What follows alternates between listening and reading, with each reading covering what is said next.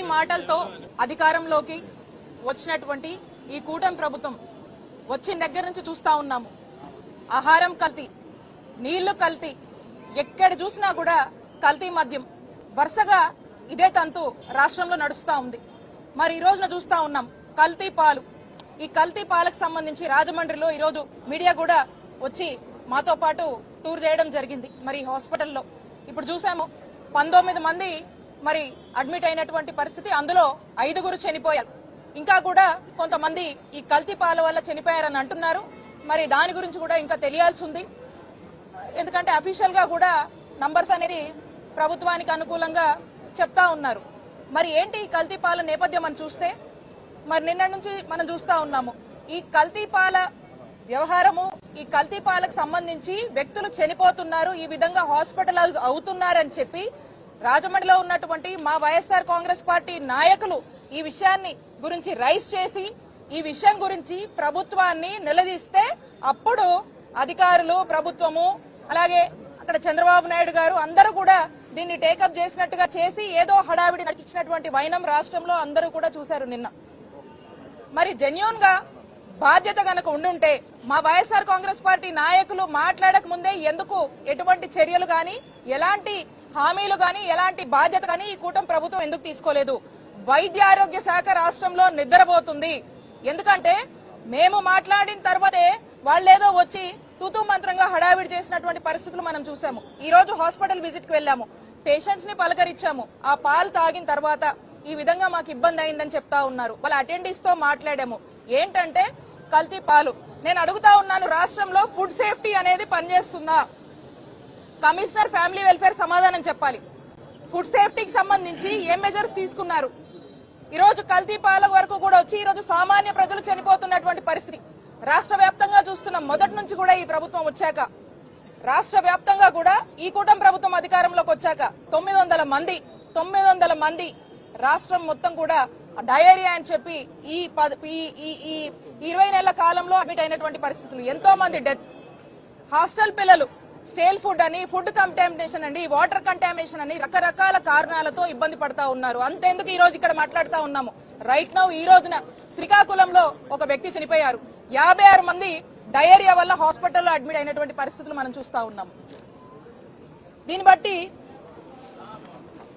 బట్టి ఒక్కసారి అర్థం చేసుకోండి, రాష్ట్రంలో ఏ విధంగా వైద్య ఆరోగ్య శాఖ పని చేయట్లేదు, ఫెయిల్ అయింది, నిద్రపోతుంది అని మనకు స్పష్టం అవుతా ఉంది.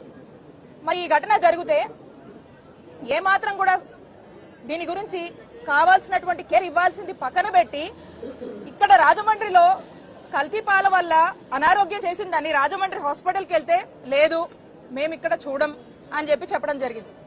అక్కడి నుంచి ఇంకొంచెం దూరం వెళ్లి కాకినాడ హాస్పిటల్ కి వెళ్తే అక్కడ కూడా మేము సరైన చికిత్స అందించలేమని చెప్పి మరి గవర్నమెంట్ చేతులు ఎత్తేసి మీ ఇష్టానికి మీరు ఎక్కడికైనా వెళ్లి చూపించుకోండి అని స్పష్టంగా చెప్పినటువంటి పరిస్థితి. మరి మధ్యతరగతి పరిస్థితుల్లో ఉన్నటువంటి వీళ్ళు, చిన్నపిల్లలు కావచ్చు, పెద్దవాళ్ళు కావచ్చు, ఏజ్డ్ పీపుల్ అందరూ కూడా ఉన్నారు దీంట్లో. మరి వీళ్ళందరూ కూడా ఎక్కడికక్కడ తోచినట్టుగా ప్రైవేట్ హాస్పిటల్స్ లో జాయిన్ చేస్తే లక్షల వ్యవధిలో బిల్స్ అవుతా ఉన్నారు. నేను మీకు ఒక ఉదాహరణ చూపిస్తాను. ఇది రెయిన్బో హాస్పిటల్ సంబంధించినటువంటి ఒక రితిక్ అనే బాబుకు సంబంధించినటువంటి ఒక బిల్లు. టిల్ నౌ ఫిబ్రవరి 16th ఈ ఇష్యూ అనేది వెలికిలోకి వచ్చింది. ఫిబ్రవరి 16th నుంచి ఏదో జరుగుతా ఉంది. ఎందుకంటే మేము ఇందాక మాట్లాడడం జరిగింది, 16వ తారీఖు ఈ ఎపిసోడ్ జరిగింది. అక్కడ నుంచి కూడా ఆ ఏరియాకి సంబంధించి ఇప్పటికీ నాకు తెలిసి వీళ్ళేదో 73 శాంపుల్స్ కలెక్ట్ చేశామంటున్నారు. ఇంకా మిగతా వాళ్ళ పరిస్థితి ఏంటి? ఆ శాంపుల్స్ ల్యాబ్ కి పంపించామంటున్నారు. అక్కడ నుంచి ల్యాబ్ ఏం తేల్చింది, రిపోర్ట్స్ ఏమొచ్చినాయి? మాకున్న అనుమానాలు అయితే ఖచ్చితంగా ఇందులో యూరియా కలిసిందేమో అని మేము అనుకుంటా ఉన్నాము.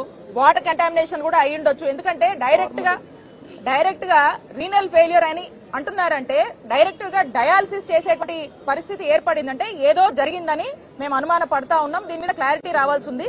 దీని డైవర్షన్ కోసము వాళ్ళు కూడా కన్జ్యూమ్ చేశారు, ఇక్కడే పెట్టారు అంటే ఆ లోతుల్లో కూడా మనం వెళ్లి చూడాల్సి ఉంది. ఇది ఏదైనా డైవర్షన్ లో భాగంగా జరిగిందా, నిజంగానే జరిగిందా అని తెలియాల్సి ఉంది. అంటే వాళ్ళే తప్పు జరిగిందని ఒప్పుకుంటా ఉన్నారు. నేను అదే చెప్తా ఉన్నా, వాళ్ళ మాటల్లోనే మీరు చెప్తున్నారు కదా తప్పు జరిగింది, జరగకుండా చూస్తామని చెప్తున్నారు కదా. అంటే తప్పు జరిగిందా జరగలేదా అనేది రిపోర్ట్స్ వచ్చినాక నిర్ధారించాల్సినటువంటి అవసరం ఉంది. మా యొక్క అనుమానాలు మేము వ్యక్తపరుస్తా ఉన్నాము.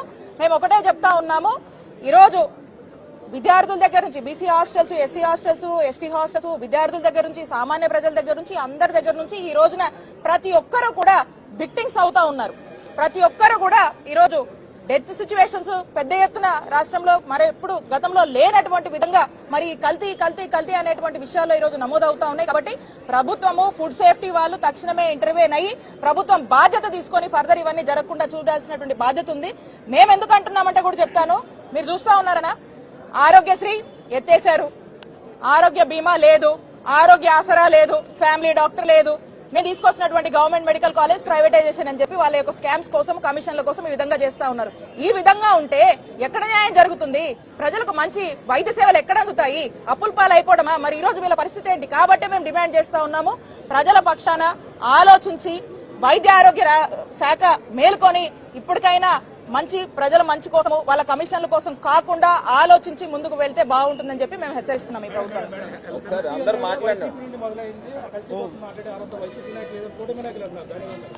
ఏం మొదలైంది మీరు చూస్తా ఉన్నారు. రాష్ట్రంలో కల్తీ పాలనేది ఎప్పుడైనా విన్నారా? కల్తీ మద్యం ఎప్పుడైనా విన్నారా?